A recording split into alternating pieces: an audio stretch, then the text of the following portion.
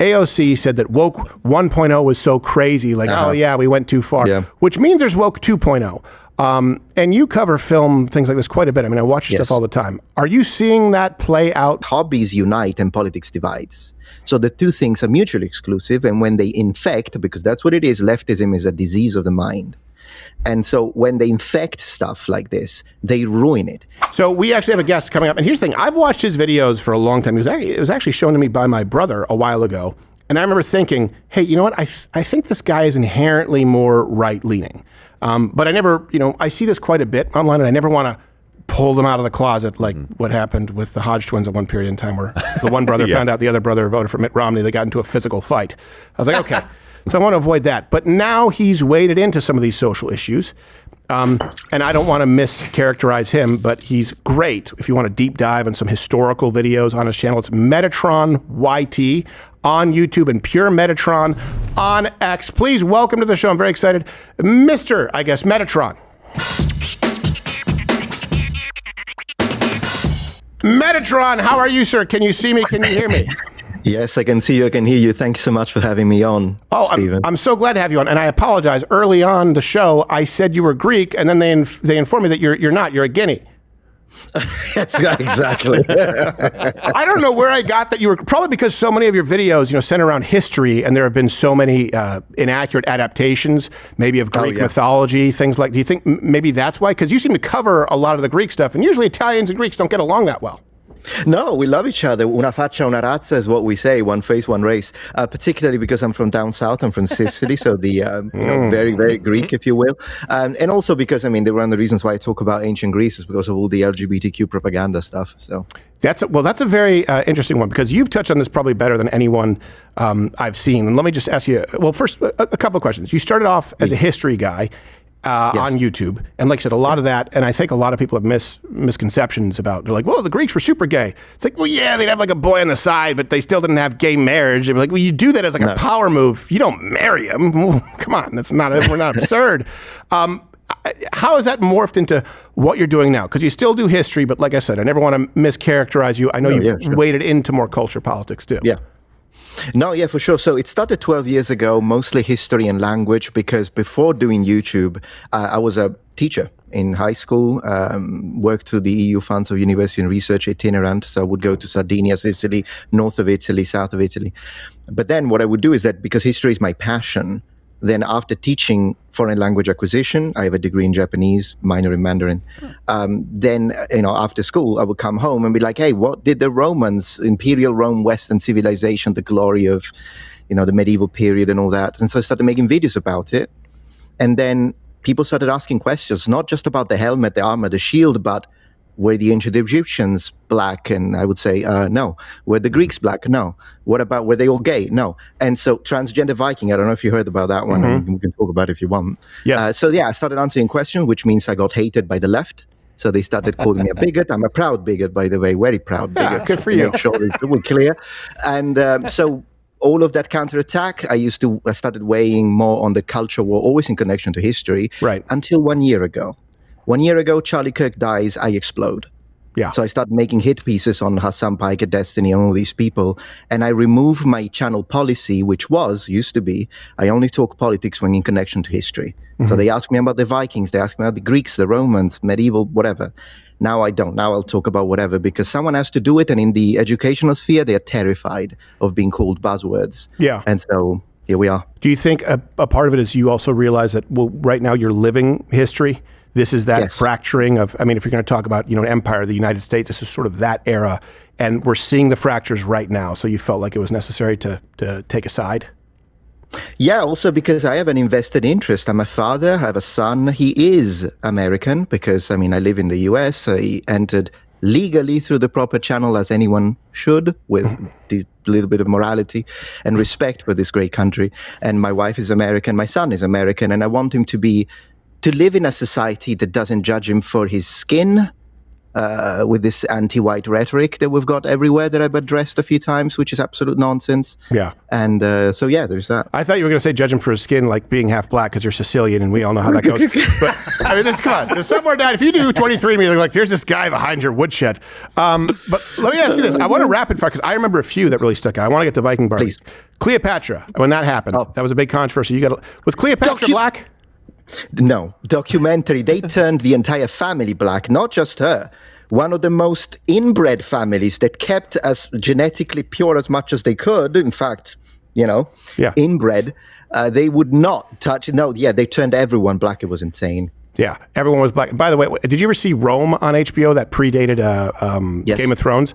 Yes. Cleopatra in there turned out was quite a bit more accurate. She was quite the whore.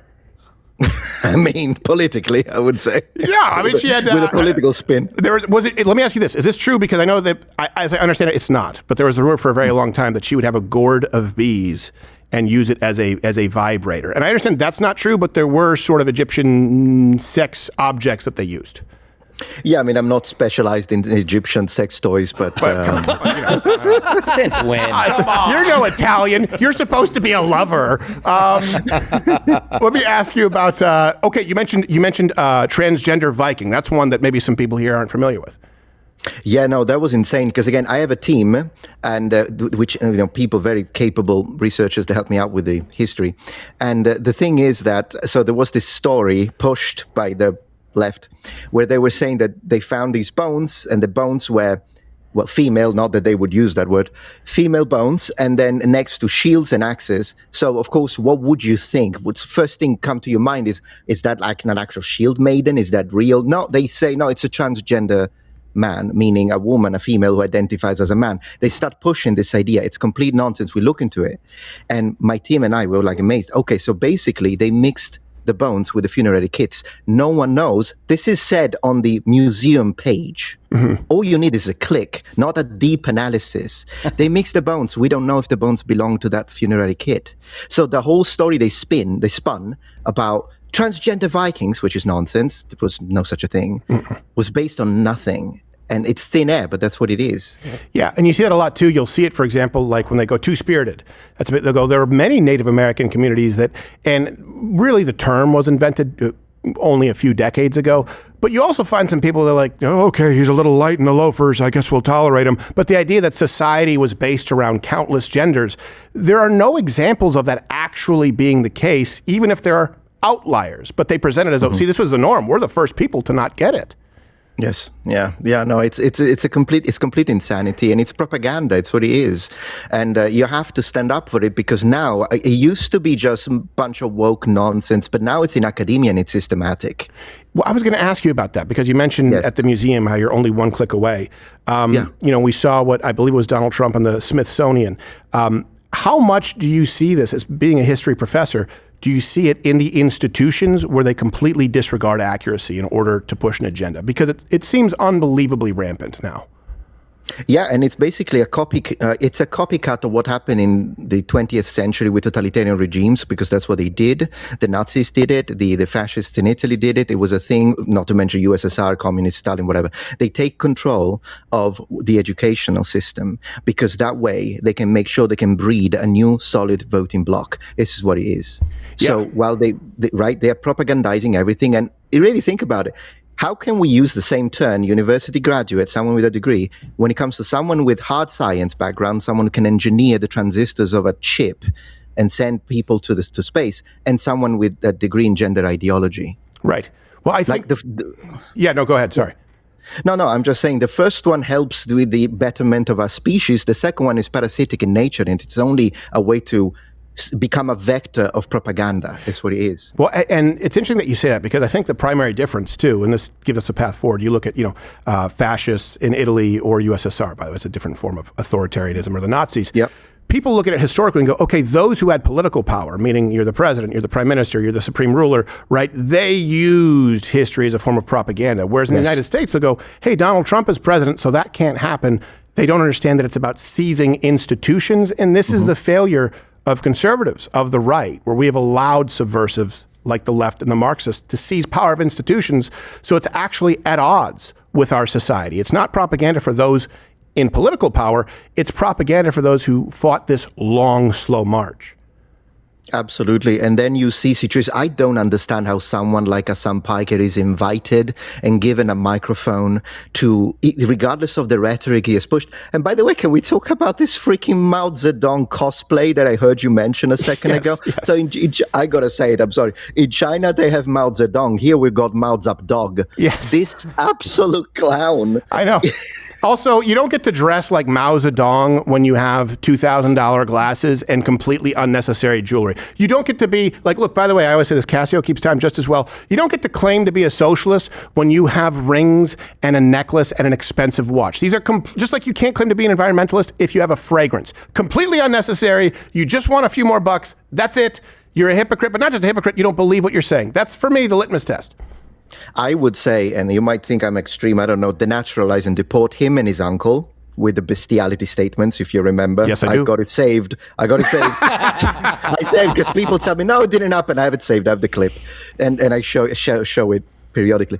It's champagne socialism is what we call it, right? Right. It's a champagne. And again, I'm a normie, right, when it comes to the political space. I can't give you an analysis of the political policies. I don't have an understanding of economics, although arguably neither do socialists.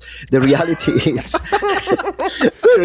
is that this guy doesn't deserve to be in this great country. No, he doesn't. That's what I think. And I don't understand how he gets away with it. That's for lawyers. I don't know how he gets away with it. Well, he'd be happy in China, don't you think? He claims he would be. He's wearing he literally wears Mao Zedong outfit, which, by the way, was not cheap, I'm sure. No, it was not cheap. That's a Chanel Mao. Yeah. Yeah, that's a Chanel Mao. I will say though, Dolce and Zedong. Yeah, Dolce and Zedong. I will say, he actually is a good example to point to because you go, how is he allowed? Okay, now you understand academia and the media and our institutions. These people have been allowed. And the reason is because no one on the right has a stomach for it because we don't want to be accused of being a Mussolini. We don't want to be accused of being a fascist. If we say, you're not allowed to be here because you hate our country and you seek to destroy it. If you denaturalize, deport them, people go, see, you're just like insert fascist here. No, it's not. If you hate this country and you support our enemies, you should go live amongst the enemy. And this absolutely brings me to another one because we'll get to we can't not talk about the Odyssey. But AOC said that woke 1.0 was so crazy, like, oh yeah, we went too far, which means there's woke 2.0. And you cover film, things like this quite a bit. I mean, I watch your stuff all the time. Are you seeing that play out, meaning the way I see it is a more subtle version of subversion, woke 2.0? And what do you make of the Odyssey and what happened there? Okay, so when it comes to the Odyssey, and I did a double take because I had to make sure I give you the right numbers. I made 71 videos on the Odyssey and Nolan and 300 tweets. So I may need professional help. No. You're the professional. You help others. Okay, great. But yeah, no. So what's happening is that they are using media, as you know, when it comes to our hobbies, whether it be video games, whether it be movies, whether it be, you name it. They use it to push the message. And I hate it because it's, politics, particularly the kind of left-wing radical nonsense that they push through these otherwise beautiful, fun things, it ruins it because hobbies unite and politics divides. So the two things are mutually exclusive. And when they infect, because that's what it is, leftism is a disease of the mind. And so when they infect stuff like this, they ruin it. And it pisses me off when, as a man from the Mediterranean, it pisses me off that they use something like Homer and they insult him for being misogynistic. I love that part, by the way, with Lupita Nyong'o, Spanakopita, Helen of Congo. This is what we got. No Helen of Troy, Helen of Congo. That's what we got. And she is complaining about how misogynist Homer is because he doesn't give enough screen time to women. And then, what's his name? Christopher Nolan gives a 3-minute screen time. Right. Yeah. I mean, what are we even doing? It's 3 minutes of Congo time. Yeah, it's better than nothing. But yeah, this whole thing is like, if I could talk with Homer, I'd say, why wouldn't you include women more? Have you read it? Have you read the original poem? Like, it's not really made for you, and that's okay. If you don't like it, remember the left used to say, if you don't like it, you don't have to watch it. Well, if you don't like the classics, don't read them. Precisely. And in fact, but she admitted she didn't read it. Right. They don't care about this. She probably can't read. That's a possibility as well. Here's the thing, though. When it comes to the race swap, which is a major thing, they've been doing it. It's not like this is an isolated example. They've been doing it for over a decade, which is part of woke 1 point, whatever the heck they're calling it. Right. And I don't think they're going to stop. They are going to. Maybe now they feel a little bit that it doesn't really resonate with the audience when their audiences in voted blocks when they talk about defund the police, which, by the way, how does that even work? I don't even, maybe, yeah, exactly. So maybe you can explain to me what these people are asking, because if it's anarchy with no law enforcement, they wouldn't last 15 minutes. Yeah, no, that's exactly what they're asking for. And that's the thing. They say, no, we didn't really mean it. They absolutely did. And places that defunded the police saw the highest spike, ironically, in black homicide, right? Black homicide victims of anywhere else in the country. So this is what they did. They quietly started refunding the police, but the original proposal was self-policing and sending in social workers. And what that really means when you understand that they are socialist, right? And they say, we're also going to remove people's guns. And we're also going to redistribute wealth. It means they will have a military. They will have an armed enforcement mechanism, and there will be no more local police forces. So it's really scary and sinister when you look at the whole plan. And by the way, this is on the DSA's own website. So it's not like we're just pulling this out of nowhere. No, of course. I do want to continue and ask you about your experiences in Europe, Japan versus the United States. But before we go, what would you say, as someone who's taught history, people need to be most aware of and look for? Because a lot of people are going, okay, I can't tell the difference between propaganda and what's accurate out there anymore. Do you have kind of some guidelines for folks like that, in addition to your channel, obviously? Yeah, I mean, one thing I would like to say, and this is an answer based on history, ancient and modern, don't give up your guns.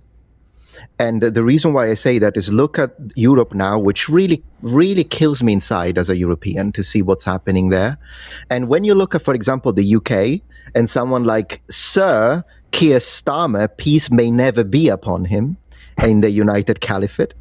Look at what he did. He gave they have no guns. They can't even carry, a British citizen can't even carry a pepper spray. Right. But this guy is giving an exception to the Sikh, I think it's pronounced, to carry swords. What did they do? They introduced the business end of that blade to someone, Henry Novak, unfortunately. He gets killed. What does this guy do, the traitor of the West? He doubles down. He's not going to remove the exception. So now foreigners have the ability to carry weapons, a dagger, whatever you want to call it, but native citizens don't. What are we doing? Yeah. Well, that subverts the actual system. But as far as like people consuming content out there, because it is tough. That's why what we try and do is we make all the references available every show. So if we make any factual claim, we can be fact checked, and we browbeat ourselves, admonish ourselves. What would you say to the average person out there? Is like, look, I don't have this much time to invest in education or politics, but I feel like I'm often being hit with propaganda. Are there some good kind of tells for them to look for? Yes, for example, I would look for buzzwords. If you look at the website, official website of the University of Waterloo in Canada, I've covered it multiple times on the channel. They have this entire language guideline system, because language control is part of propagandistic systems. It's always been. And so when they start telling you that, for example, you can't say foreigner, you have to say international person. By the way, I'm an alien. Call me alien all you want. I love it. Alien from deeper space. Yeah. They hate that word. They say that you can't say minorities. You have to say equity deserving groups. One, why do they always make it longer? Right. Two, the reason why they wanted to say that is because that way you spread the message whether you believe in it or not if you swap the language. Right. They've done that with man, female, black. They change everything. Black capitalized, white lowercase. Right. That's on the official website. It's absolutely insane. So when they look at as a scapegoat, when they want to do this collective guilt and they make it racial, with white people, when they say the cause is white supremacy. Oh, they said white supremacy, red flag. Like, we need to start using these as red flags. Yes. Like every time. That's a very good point. Right? We did the same thing. If someone unironically writes Latinx, or if they say cis, I go right away, that's an asshole. And it's funny that you mentioned alien every time, because my mom is Canadian, my dad is American, we travel back and forth, and every time we'd go... Nobody's perfect. Yeah, well, exactly. I believe me. No one hates Canada more than her. She wants us to take over Canada. We'd go through to Plattsburgh, New York, or Champlain, New York, and they'd say, okay, country, your residents, and my dad would go, we have 3 Americans and one green card here, 1 resident green card holder. And my mom would turn to the border security, and she would go, beep, beep, like an alien. I'd go, Mom, do you stop doing the beep beep joke? But she had no problem with it. All right, I want to ask you a few more, but it's Metatron YT on, we're going to have this in the lower third, and Pure Metatron on X. We're going to continue here on Rumble Premium if you got a little bit more time. And, of course. And I'm so glad to have you here. My brother and I have watched it. We're like, have you seen this thing? We're like, yeah, it's bullshit. Cleopatra wasn't black, but she was a You've got to go watch more videos. I want to ask you a couple things. So you said, did you say you have a minor in Mandarin? What did you say? Mm-hmm. Yes, so my major is Japanese and English foreign language acquisition, and I lived in Japan for 4 years, and I have a minor in Mandarin, yes. So do you speak Japanese and Mandarin? Oh, yeah. Well, my Mandarin is a work in progress, but my Japanese, yes. I lived there for 4 years, I only spoke the language, so it was fun. English, Italian, I would imagine, Japanese. Oh, yeah, I'm great. My Italian is amazing. Any other languages? Yeah, I mean, Sicilian, which I do consider a separate language, it's a regional language. Some people call it a dialect of Italian. They're wrong. It's a dialect of Latin. And so I do like to include it. And then, I did study French, but it's been a while. Yeah, I speak French, and it's pretty much a useless language. I mean, how many fags can you talk to over cigarettes at a cafe? Now, let me ask you, what was living in Japan like for someone like you? I loved it.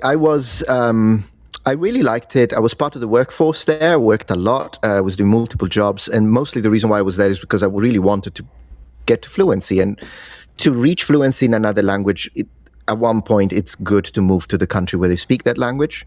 And it's one of the best ways to learn it. And so I really liked it. I mean, Japan was great. It's fantastic. We have a lot to learn from them, including when it comes to the topic of immigration, by the way, because Japanese don't mess with that. No, that's what I was going to ask, how they treated you. We're like, oh, we needed one more guinea. Yes, please, right this way.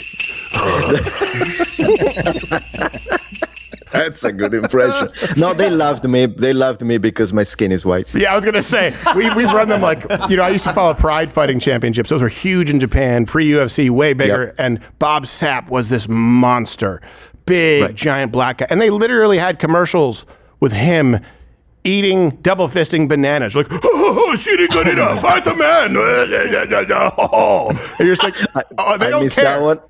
No, they don't care. They don't care.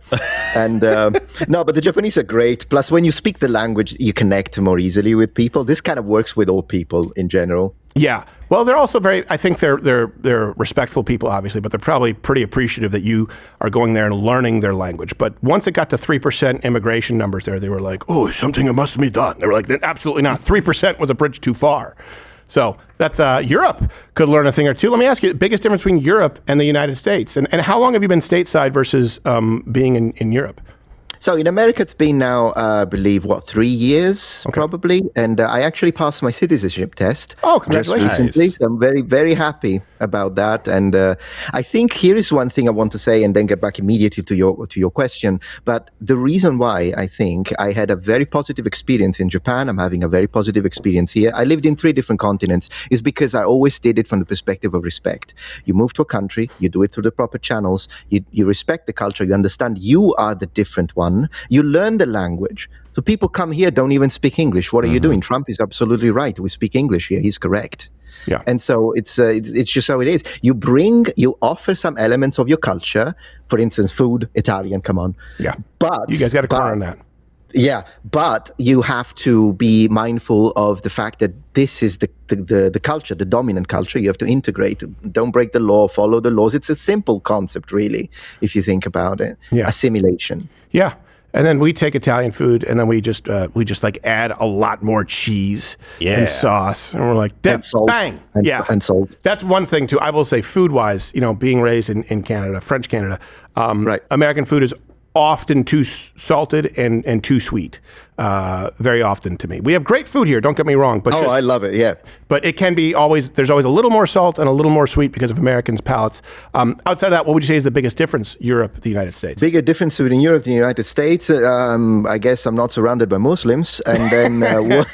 yeah, well, depends. Well, depends on where you are. But apart from that, so one thing I do miss about Europe is the coffee culture. Mm-hmm. Because, like, particularly in Italy, there's this thing where you go to a cafe and everybody knows you by name.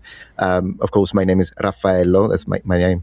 And so people call me by name as I enter. Hey, Raf, it's fun. Whereas here it feels a little more transactional sometimes. But then again, there are pros and cons in every place. Another thing there are things that I love and things that I hate, right, about Europe right now, particularly after living in the US. Like, I love your concept of freedom of speech. I loved castle doctrine. I love all of that. It makes logical sense. But in Europe, good luck with that. Right. Like with those kind of ideas. And then there are different, culturally, I do miss the historic sites, particularly like in Sicily. I could drive 15 minutes and be in the actual original battlements of ancient Greece 3,000 years ago, see the temples. That I do miss. Yeah. That's something I miss about Europe. Yeah, same thing in Canada, where I was in Montreal. You have cathedrals that are older than this country, really. Right. I always say, though, a lot of these places are where folks go to see the beautiful things that were, and they come here to be a part of the beautiful thing that is. Absolutely. But yeah, no, it is for sure. I mean, this is a very young country that people forget. I mean, historically, though still the longest standing constitution really in the world that we have right now that hasn't been radically modified every few decades or so. Did you have a question there, Joe? Yeah, I do. So I love history. And what I've seen lately, and I'm sure you've been monitoring this as well, is there's a lot of revisionist history going on right now. Yes. Stephen kind of touched on this just a little bit, but is there other than your channel, are there people kind of getting together saying, hey, we have to preserve this? Because once you can kind of repeat a narrative over and over and over again enough times, people will start to think that actually is the story of what actually happened. Is there this movement that you see of people trying to preserve actual history instead of rewriting it? There are some, both in, but the problem is that it's unfortunate it's a minority, which is one of the reasons why I decided that I needed to speak years ago about this whenever people asked. Because what I see is that people are terrified of the left, meaning being called racist, being called all the buzzwords, fascist. By the way, I'm a proud bigot, but also far-right grifter. Absolutely, that's me. Because that's the thing. It's a form of mental manipulation. We all understand that. But literally, I watched channels where the host is being asked a question. What did the ancient Egyptians look like? And he says, like human beings, you coward. Right. You know why they asked that question. Right. You know why they asked the question. And so this happens both with the LGBTQ movement. It helps with race swapping, the white supremacists, colonization. For some reasons, it's always European bad colonizers. But what about Islam? Right. Yeah. I mean, they did slavery. They did all the other stuff. Well, they still do very well. They still do. They do it great. Right now, they're enslavement world champions. And it's funny. I feel like. I hate to use the word feel because then I sound like Candace Owens. I feel like. Oh my gosh, Candace, you're doing God's work, my brother. I watched your coverage. The thing is, I was way too early where I just early on, it's like, well, look, either Erica Kirk killed her husband or Candace is an evil c***. And then everyone's like, I can't believe you used that word. Then 6 months later, like, maybe we should go back to what that guy said. But I will say, it's wait, what was I saying before this? I got distracted. I have a question, though. Oh, okay, all right. Then Gerald was asking about revisionist history. Yes. Do you know much about? We have a little bit of a bet here, me and Gerald. Do you know much about Napoleon? And do you know what happened to his penis? Oh, no, I thought you were going to ask me about the nose of the Sphinx, which was incorrectly represented in the media recently, like the idea of a cannonball breaking the nose. That's not a thing. It didn't happen. I'm not aware about this being. No, sorry. Well, okay, I just want to be clear. So Mr. Metatron, you do not, in fact, know where Napoleon's penis is. I do not know, I'm afraid. No. Thank you, Josh. That's okay. Well, then he can't prove me wrong then. No, he can't. And it's okay because I was hoping he would be able to prove me wrong, and then you can have your hot day in the sun. No, he can't. But that's okay because we don't know where Gerald's penis is. Question. Come on. I was going to say, I think we're pretty reasonable. Like when the Genghis Khan thing and it was Matt Damon, I was like, well, that's retarded. In other words, when there's a race swapping the other way, we go like, even when I saw The Last Samurai, the one with Tom Cruise, he's like, look, I fight with honor. I have Bushido spirit. You're like, this is silly. It's a fun movie, but it's kind of silly. I get he's supposed to be a Westerner, blah, blah, blah. But the point is, like, we always would get it. Like, all right, we'll give you that one. On the flip side, where they blatantly do it as a form of social engineering, they really defend it. That's the big difference. Yeah. You know what's funny about the race swapping? Actually funny, just to say, I'm not going to scream out loud at the microphone now. But what's insane about this is that it's only unidirectional. It's always everything European is for grabs. You can race swap everything. But then they would never cast Tom Cruise as Shaka Zulu now, would they? And the reality is that whenever I address people, because the left either denies it, that's what they used to do. It's not happening. Now they say it's happening and it's good. That's what they're doing. But then they tell you it's all about the skill of the actor. It's the skill of the actor. Oh, is it now? The skill of the actor. So once again, cast a blonde chick to be a African queen of the Kingdom of Meroe or the Kingdom of Kush. Right. They would never do that. And every time you address them, they never answer this very simple question of basic inner logics. They can never defend it. Yeah. Yeah, it's really. I was actually just watching the other day with the kids Kung Fu Panda 4. And I know this doesn't really apply here. Yeah. But I definitely noticed that they had way too many Asian voices. It was like Awkwafina, that gay Asian guy. Jackie Chan. The gay Asian guy who's a correspondent on The Daily Show. Oh, Ronnie Chang. Yeah. Ronnie Chang. There's like 40 different Asian voices and Jack Black. I'm like, guys, come on. It's a chameleon practicing karate. Like, we don't really need to do this here. It was clearly obvious what they were trying to do. It was funny that Jackie Chan played one of them. He was like he was like the praying mantis, or he was one of them. But his English is not good. No, it's not. No, he kind of sounds like a white guy with Down syndrome. But Oh my God. I love Jackie Chan personally. Of course. But I'm like an animated series. I don't know. Jackie Chan, sure, he's a communist propagandist, but you give that guy a bucket, a mop, and a ladder, he can do stunts for 19 straight days, and I'll watch it. I love it. True. He does his own things. It's incredible. Yeah. Yeah, old stuff. But that's the whole thing. It's a whole industry that's fake. I mean, you have people who believe that a lot of these actors could actually I actually fired one of my agents early on because he said that Jackie Chan would beat Hoist Gracie or a guy at that point, Don Fry, who was a UFC champ, in a fight. And I was like, "Are you out of your mind?" He goes, "Well, he was from the Peking." I'm like, "It was an opera school. Like, they'd have you jump over a table and lock you in a closet and beat you with a broomstick for 5 days if you didn't do the acrobats right. It's not the same as a fighter, and people in Hollywood will believe this." Yeah, I think it's a remnant of the 80s when we really, really loved all of the Bruce Lee movies and this kind of stuff, and the mystique of the Far East martial arts. They can touch you and then you explode. But the reality is that a lot of these wouldn't fare very well on an MMA cage, octagon, and stuff like that. It depends. I mean, I love Japanese martial arts, but then again, I mean, if it did fare well, it would be a staple in the UFC. Well, yeah, but not only that, people go, but I don't know if you've ever studied. Very fascinating. Have you ever studied Jigoro Kano, the creator of judo? Oh, yes. Okay. Yes. So he's interesting if you want to, because when a lot of people go, oh, the Far East, like the martial arts, I go, well, this was actually settled. So Jigoro Kano was, I believe, a physicist, but he was a professor. And he had been in the military and they learned Japanese jiu-jitsu. And he was like, well, the problem is, we never really used it, and I don't know if I would gouge eyes or grab nuts effectively in combat because we can't train it. So he said, would there be a way, because everything we know how to do swords because we'll do live sword fighting with non-lethal blades, stuff like that. He goes, would there be a way to do that with our combat techniques? And he eliminated everything that couldn't be practiced at 100%. He said, okay, so if we can't undo a knockout, but we can choke someone and they can tap. We can do an arm lock and they can tap. We can throw someone and we know the results on pavement, but we could put down mats. So he said, this is a way to distill it so that we can practice against a resisting opponent, develop the muscle memory, and then he had a bunch of his college students live with him. And I don't mean live with him, but he had like a dorm, kind of like a boarding school. And he'd make them practice, and then it became Kosen Judo, which was a very collegiate form. And it was a whole experiment where they're going, let's write down what works. This doesn't work. This is a counter to this.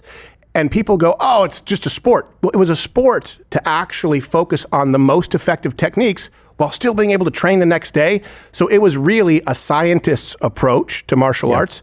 And before the Gracies, before anyone else, and kind of the hype, I always tell people, go research Jigoro Kano to learn how combat was actually modified with a scientific approach. Brilliant, brilliant guy.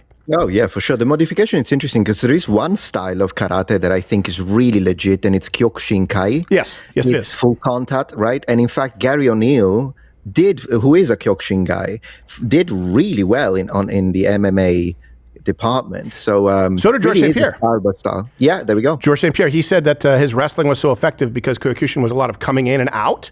So he said when he had that base, it gave him the ability to gauge distance better than American wrestling, where you were in a circle. So it's a fascinating character. Depends on the style, yeah. Yeah, but Jigoro Kano, a lot of people just overlook him because his books are very, very dry. They're written like, I believe he was a physicist or a mathematician would write it. Wow. But it's not like, oh, he break our bone. It would be like, oh, he took a fall today. We took him back to health and continue practice. You're like, brother, you need to study Japanese. You already got the... I'll just go there and speak this way. I go, hey, 1, 2, 3, eat a puffer fish. Yes, no poison. And they'll go, oh, I understand. That's how I figured it'll work. Oh my God. All right, we want to take some chat from the audience. Toolman, hit it. It's chat. I was ready. Oh, you weren't ready? Son of a... Chat. All right, some chats for Metatron, and then I'm sure he has other things to do that are more important than this silly horseshit. All right, first chat from Johnny Marine. Question for Metatron. Do you see parallels between the fall of the Roman Empire and what is happening in the United States now? 100%. So I would like to say that when it comes to already the form of government, I do think that the United States is a lot closer to the Roman Republic than it is to the Athenian democracy.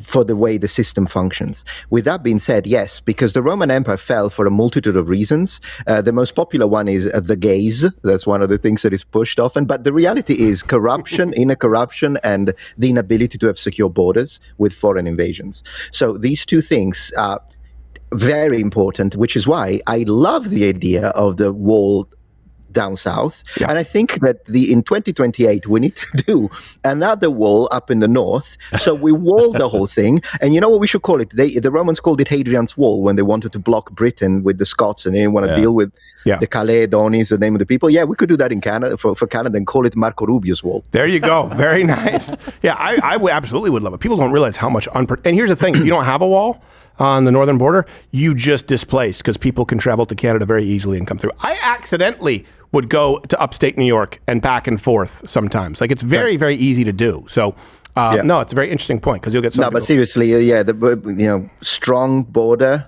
I would say militarize it in Europe. But that's just me. Yeah. No. Well, they need it very badly there. That's a lot of people. It's not just you. All right, next chat. Yeah. Next chat from Citizen Gears. Please ask Megatron. Megatron. Sounds good. Yeah, I'm a robot. If he had 5 and 8-year-old children, what language other than English would be the most advantageous to teach them living here in America? That's a good question. Oh, in America, because if you were going to say in England, I would say Urdu, Arabic. In America, I suppose Spanish is a very useful language. Yeah. I'm going to bring up my son bilingual. I speak to him in Italian and my wife speaks to him in English. So that's definitely one thing we're going to do. I guess it really depends. I mean, it depends what access you have. If you have a spouse who is native of a language, use that because it's not easy. Unless you actually speak to them constantly. Yeah. Well, I speak French, and my lady, she speaks Spanish and Portuguese. So between us, we speak 4 languages. But we got this little thing, and my kids, they're 5. They don't have computers. They don't have phones. But we got this. It's a camera. It's basically a camera, an AI camera that teaches you language. So it looks like a big lollipop, and if you take pictures, it'll you choose a language. It'll say, this is orange, and then it'll say, go find me another orange, or this is azul, go find me something else. But I'm sitting, this is a true story, I'm sitting inside. Yeah, Toolman knows this story. How do you think this goes? The kids have a camera. My daughter comes inside and goes, Daddy, the camera, it's not teaching us the language anymore. Stop speaking Spanish. And I look and it's locked. It's saying parental passcode. I go, I don't know what you did. So I unlock it and she goes, thanks. She goes, Magnus, he unlocked it. And as she goes out, the door closes outside and he's pulling his pants, taking a picture. Oh no. Now I'm on a watch list. But of course that's what he's going to do. Of course. It was just butt, wiener. That's the first thing they want to learn. So we're doing Spanish because it's the most practical, but I try and talk to them in French. Yeah. But it's either way. If they learn 2, it's a lot easier to learn more as they 100%. You're correct. Third language is always easier. Yeah, especially if it's based in Latin, one of the Romance languages. Latin languages, Romance. Yeah. So all right, that's a good question. Next chat. Can I piggyback off just really quickly? Would you suggest people teach their kids Latin as a base for anything, for any particular reason? Unless you're a fanboy of the Roman Empire like I am, I'm not sure, because at the end of the day, the advantage of knowing a Romance language is that it's a lot easier to, if you speak Italian natively, like me, it's easier to pick up Portuguese, Spanish, French, or Romanian. And, Latin to a child, I'm not sure. No, of course not. I have a reason for asking that. Glory to Rome. I know. So, but there's this thing. I think it's called classical conversations or something like that. It's all throughout the United States where they do homeschooling stuff. Mm-hmm. But part of their curriculum is some of the I don't think they try to give them full Latin, but they try to get them to understand components of Latin. in the Okay, no, that process. makes So sense. I just wondered if there was any benefit to that actually or not. Well, at the end of the day, it can teach logics. It can teach you how to use your brain, problem solving, critical thinking, which is one thing that is definitely missing these days. And so I don't see any negative aspect to it. I probably wouldn't prioritize it. Yeah. Although then again, I mean, Latin, it's often called a dead language, but I think people don't understand what a dead language is. A dead language is not a language you can't speak. You can absolutely speak. There are at least 14,000 speakers of Latin in the world. Then I'm talking classical Latin. But a dead language is a language that doesn't have native speakers. So if you really want to make an impact, teach Latin to your newborn child and you resurrect the language. There you go. There you go. There you go. Use your child as a status symbol for yourself, and you say, "I have the only kid who speaks Latin." Nice. Natively. Yeah. It's either that or go to the Clancy trial and support her. So Yeah, Latin exactly. it Well, is. that's. Oh my gosh, that maddening monster of a woman. I don't know how you keep cool, brother. We don't. We talked, but I think a lot of people are waking up because they go, misogynism. I'm like, okay, sure. This is a huge percentage of Western women, and a lot of people are going, has this been the case? Like, I just wasn't aware. I'm like, yes, this has been exactly the case. I mean, 2 billion in the 20th century, 2 billion babies have been aborted. When you look at women, single mother households, 48% more likely to abuse their child than single father households. And our laws here in this country are completely skewed toward the women. And this is what happens when you coddle women and remove accountability for everything. Yes. We don't have that problem with men because we're always held accountable. We're described rightfully as the monsters that we are. This is, I think it's surprising to a lot of people, but it's not to me. And that's the sad part. You know what? I think they are one step away from calling it gender affirming care, the strangling of the kids. Yeah. No, you're right. Or just, post-birth abortion. I've heard people talk about that too. I mean, what's the difference when you talk about, in Massachusetts, we just covered this, there are 17 states, I believe, you can have an abortion all the way up to and including the moment of birth, period. What's really the difference? Are we going to, and this whole thing, this is why people go, well, you don't want to punish the women. Actually, I do. I'm sorry, it's 2026. You're not going to convince me that woman does not know that she is terminating a life at 6, 7, 8 months. And there are a lot of those. It's atrocious. It's atrocious. I mean, I understand when Trump decided to put it to the states, but when it comes to like a late-term abortion, 9th month, I think the federal government should get involved. But then again. Yeah, I know. It's one of those things, but it's not safe, legal, and rare. That's never been the actual goal from these people. So they will push, like we said, give a mouse a cookie. We had the Photoshop. Give a bitch a rib. Yeah. Next chat. Getting biblical. Yes. Next chat from Casey Grogan. Question for Metatron. What is your hope for Europe to reclaim its countries from the Muslim invasion? Don't say crusade. No, I won't. I'll say reconquista. There you go. There you go. Wait, is that Latin or is that the same thing? Is it in Italian? It's in Spanish. Oh, it's in Spanish? Yeah. Oh, okay. I have a cigar. It's called Reconquista. It has a picture of a crusader on it. It's actually really good. Yeah. Yeah, I did mispronounce it with an Italian accent, I will admit. But yeah, that's what I would... Something is got to be done. They need strong... you know what? In Italy, we have Giorgia Meloni, right-wing politician. She's great as saying, populist. She's great at saying what we want to hear, but I would like a little more action. Yeah. Because every time I'm on the phone with my dad, which is amazing, my father, I ask him, hey, Dad, how are you? And he says, the left. That's how my dad starts the phone calls. Just so we're clear. And he complains about it. Like, he loves Meloni. He voted for Meloni, but he's like, I wish she actually did it. Yeah. She did what she says. Like, for instance, the naval blockades. Right. It's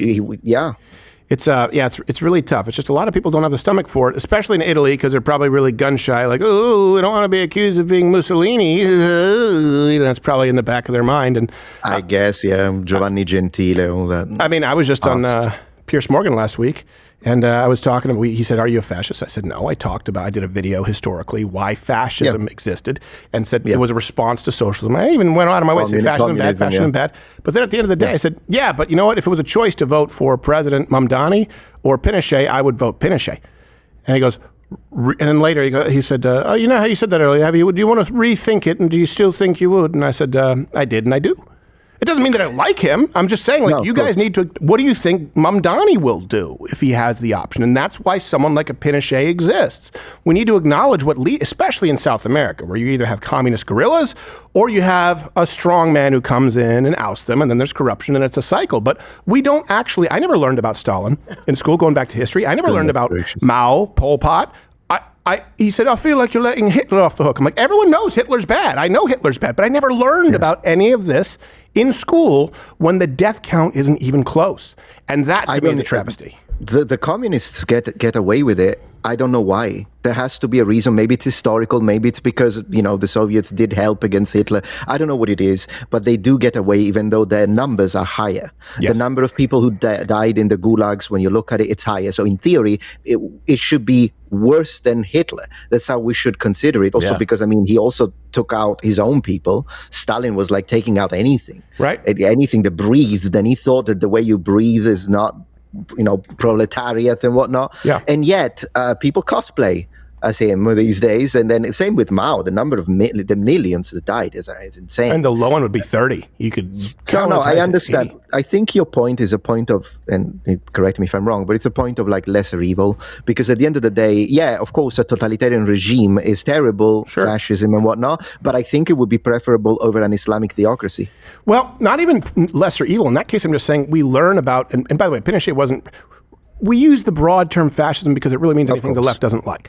But Pinochet is an interesting example because, all right, you had socialism, you had Marxism, and then Pinochet, sure, some people took helicopter rides. But if you were not an avowed communist, you really weren't at risk. And to this day, a lot of people in Chile still support Pinochet.